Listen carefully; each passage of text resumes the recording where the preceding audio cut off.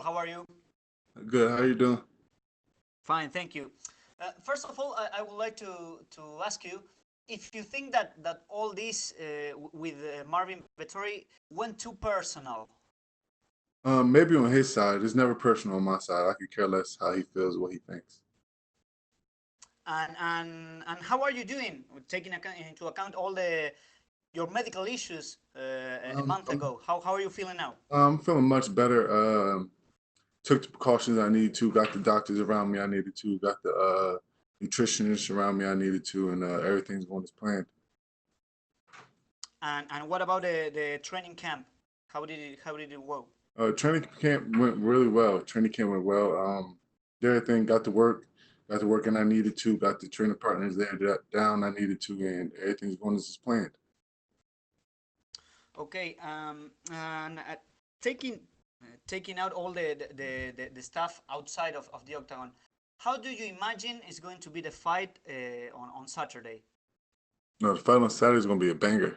I said we both like to stand. He got some animosity towards me, and I like to punch people. So I like to be violent in there, and all my fights show that. So Saturday is going to show that too. Do you think the reschedule affects you in any way? No, I don't. The reschedule helped me with the issues I had in the last cut, and helped me better with my mind and body. So everything's where it's supposed to be. And well, the last one from me, which aspects do you consider are going to be the key for winning on Saturday? Fast mind, adapting, and hitting hard. Okay, thank you very much, Carl. Good luck. Thank you. And we will take the next question from Jay Anderson with Cageside Press. Hey, thanks very much, and welcome back, Carl. I know you said that if there's anger or anything here, it's on his side. Is that something you do with all of your fights? It's more important to just focus on it and not let those emotions overwhelm you and affect the fight? Yeah, you never let the emotions overwhelm you. Emotions get you in trouble. Emotions put you in bad positions. So calm mind is a dangerous mind. A calm body is a dangerous body. So I stay calm and stay focused. Now, I don't want to focus on it too much then, but the hotel confrontation that you went through, I think at one point you called it a setup. With a little time having passed and reflection, do you still feel that way? Yeah, it was definitely a setup. Like if you watch the video, the dude's camera was coming open before the elevator even opened. How did he know that was happening? That don't make any sense. And that was from his team. Again, how did he even know I was coming down the elevator? He was waiting. Setup. Obvious. All right, last one on that subject then. Have you ever had a feud like this or an opponent react like this to you at any point in your career? No, like I don't really deal with childish people, so I don't really run into them that much. So this is my first time for me. Fair enough. And, the weight cut obviously went bad last time. And I'm wondering if you just speak on, kind of what went wrong, what adjustments you've made for this one. Um, Everything went wrong last week. Cut. Body shut down, mind shut down, passed out. Got sent to the hospital. Got pulled from the fight. This one, I got nutritionists around me. I got doctors around me who make sure everything's right, make sure my levels stay right, make sure I'm not overdoing it, and make sure I'm not cutting too much at once. All right. Well, I appreciate the time and best of luck this weekend. Thank you. And we will take the next question from Damon Martin with MMA Fighting. Hey, Carl, I know a lot of questions are coming in about the weight cut, but I got to ask this. We've seen some pretty bad weight cuts in the past, and it can take some time to recover from that and kind of get back to normal, kidney shutdown, things like that. This is only happening a month after that fight was scheduled. So, how long did it take you after that whole incident happened for you to get back to normal, for your body to feel normal again? It took a little bit. Definitely took a little bit. Took a lot of blood work and electrolytes checking and all that to make sure everything was good. Took a lot of scans and all that, so everything was checked, and I wasn't pushed too hard at first to see if my body could even do it, and I got cleared, so I'm here. Were you happy with the timing of this fight? I mean, again, only 4 weeks after the last one. Would you have preferred to be a little further away, or were you happy to get it rescheduled quickly? I'm a fighter. It is what it is to me. Like you said, give me a date, I'm going to fight. If I can make it, I'm going to make it. And they gave me a date, and I said yes, so let's do it.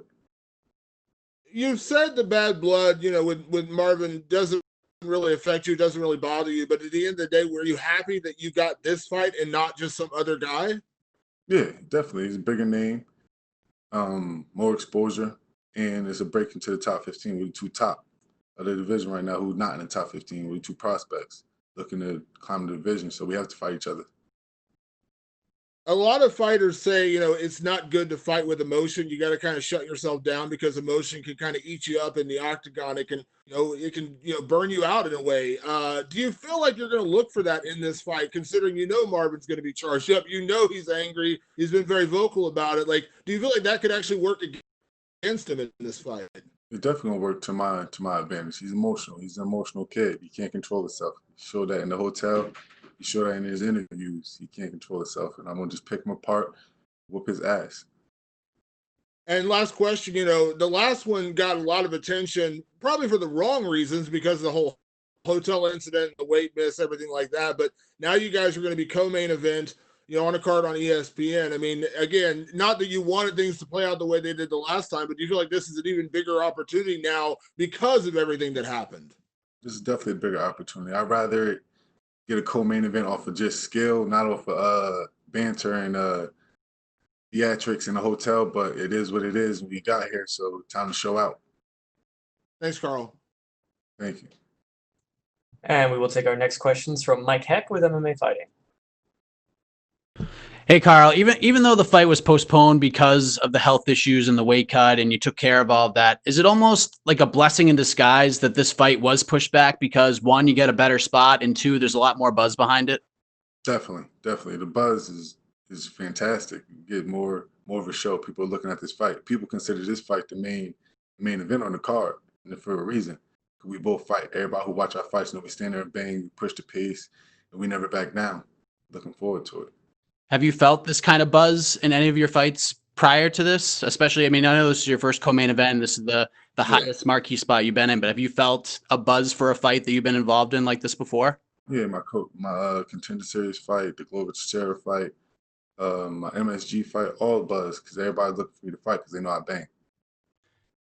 I wanted to ask you about last weekend, UFC 250. We saw fighters like Aljamain Sterling, Alex Caceres, and Devin Clark use the platform to promote the protests against racial injustice, and Devin Clark put his fists in the air, and it was a really cool moment. I just wanted to get your reaction to that because I know you've been posting about it a little bit on social media. You've had a couple of blackout days on Instagram. I just wanted to get your take and your stance on everything that's going on in the country.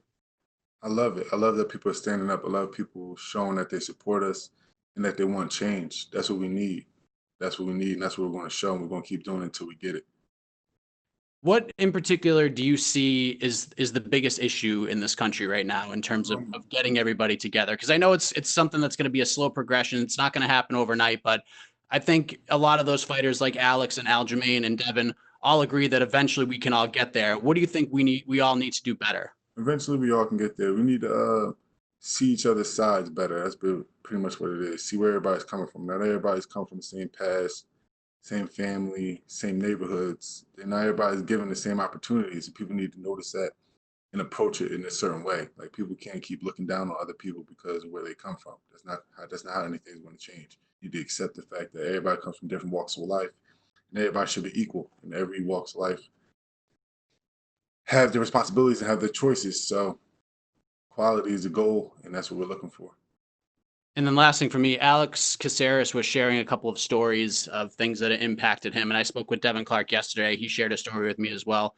Has that happened to you before where you were, I guess, profiled or mistreated by whether it's police officers or other people in your community based on who you are, the color of your skin, et cetera? Yes, definitely. That happens all the time. That happens when we go to grocery stores, when we're walking down the street and people cross the street when they see us walking. People grab their purses. People come out of elevators and wait for the next one when we come onto the elevator. So it's little things that people don't think we notice, that we notice, we just don't say much about it. But now that it's time to be spoken up, it's time to show. It's time to show that we need this to stop because this affects people. You'd be surprised how many people get hurt just by little things. It'd be the greatest people, like nicest person that you'll never know just off the looks that you think they're scary or something. That's disappointing in the world. Karl, I appreciate the candor. All the best to you on Saturday. Thank you. Thank you, Karl. That is all the time we had for you, sir. You are good to go. Thank you, brother.